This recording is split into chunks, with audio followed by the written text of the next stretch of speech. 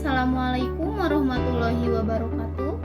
Perkenalkan, nama saya Mita Manzila Tusipa dari Prodi Informatika semester 3. Perkenalkan, nama saya Muhammad Syukur dari Prodi Informatika 3. Di sini kami akan sedikit mengulas mengenai pipelines dan struktur arsitektur. Organisasi dan arsitektur komputer, pipeline dan superskalar arsitektur.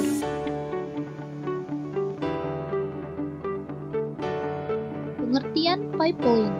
Pipeline adalah teknik untuk meningkatkan kinerja CPU dengan membagi instruksi menjadi beberapa tahap yang bisa diproses secara bersamaan.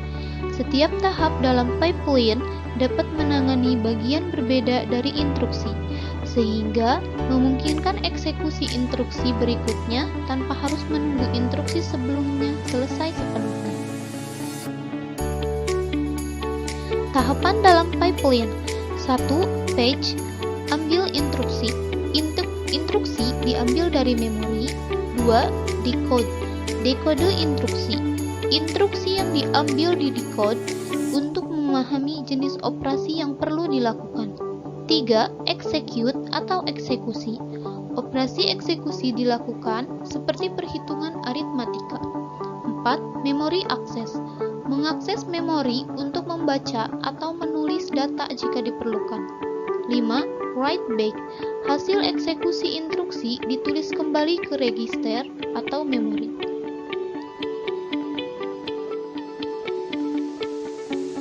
Implementasi pipeline.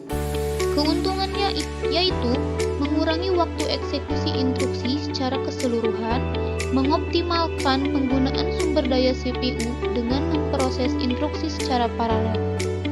Contoh penerapan: prosesor dengan 5 tahap pipeline, misalnya prosesor dengan 5 tahap pipeline akan memproses 5 instruksi pada saat yang sama, masing-masing berada pada tahap yang berbeda.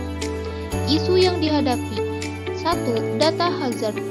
Ketika instruksi berikutnya membutuhkan data yang belum tersedia karena tahap sebelumnya belum selesai.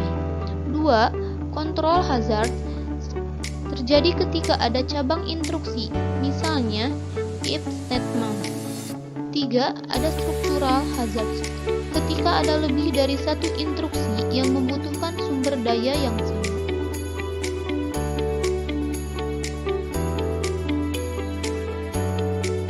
Visual diagram pipeline dengan 5 stage pipeline. Di sini ada instruksi 1 dimulai di tahap fetch pada siklus pertama, kemudian bergerak melalui tahap berikutnya decode, execute, memory, dan write back.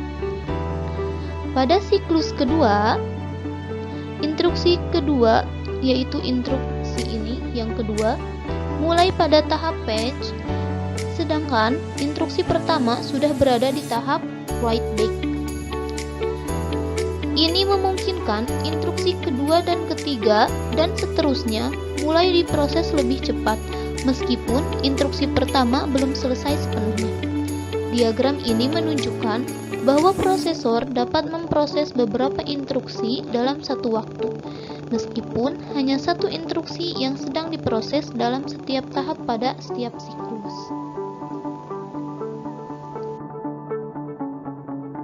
Pengertian superskalar. Superskalar adalah arsitektur prosesor yang memungkinkan eksekusi beberapa instruksi secara paralel dalam satu siklus clock, meningkatkan kecepatan CPU dengan memanfaatkan paralelisme tingkat instruksi. Ini dapat diterapkan pada arsitektur RISC dan CISC. Meningkatkan efisiensi eksekusi dengan menggunakan beberapa unit fungsional.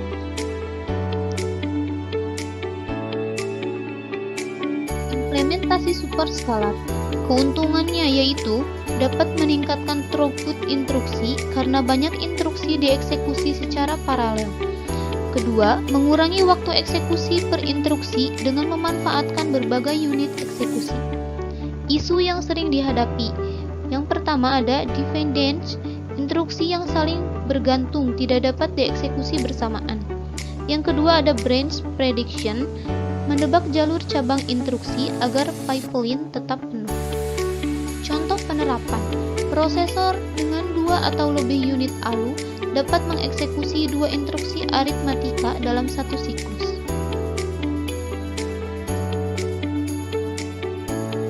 Contoh visual diagram superskalar dengan menggunakan 2 execution units.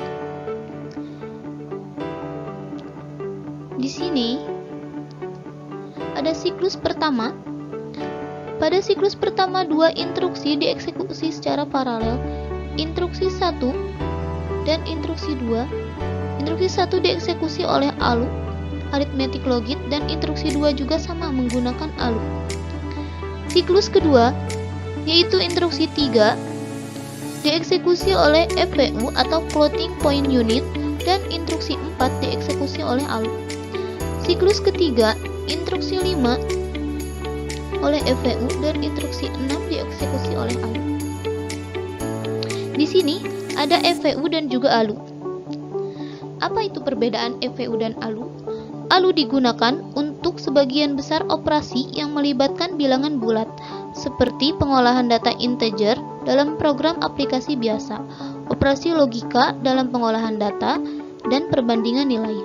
Sedangkan FPU digunakan untuk operasi yang lebih rumit atau presisi tinggi, terutama yang melibatkan angka desimal atau angka dengan eksponen, misalnya dalam aplikasi ilmiah, perhitungan grafik komputer, dan pemrosesan sinyal.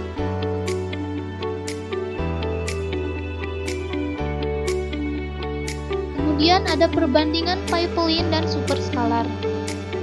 Untuk fitur tujuannya, pipeline meningkatkan kinerja dengan memproses instruksi secara berurutan dalam tahap-tahap.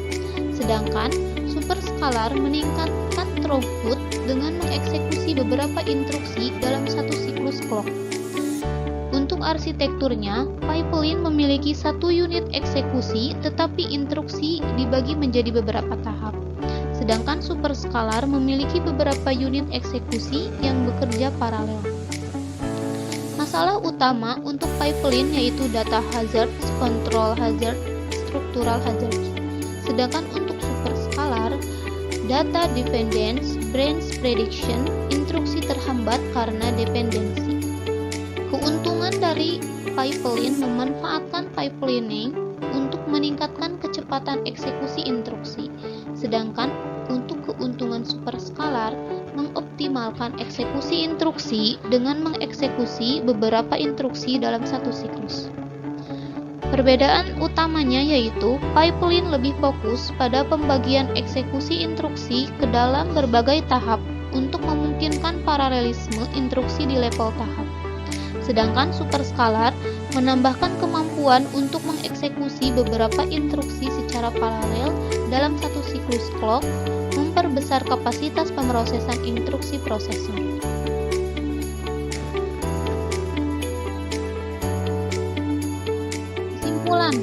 Kesimpulannya yaitu, pipeline adalah teknik untuk meningkatkan efisiensi eksekusi instruksi dengan memecah eksekusi instruksi ke dalam beberapa tahap yang dapat diproses secara bersamaan.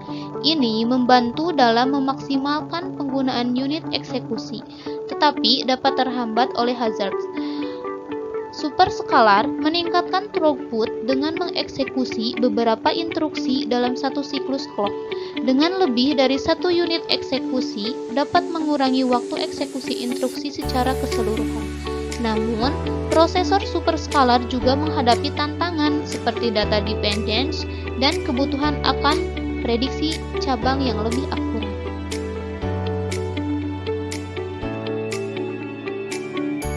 Mungkin itu saja yang dapat saya sampaikan.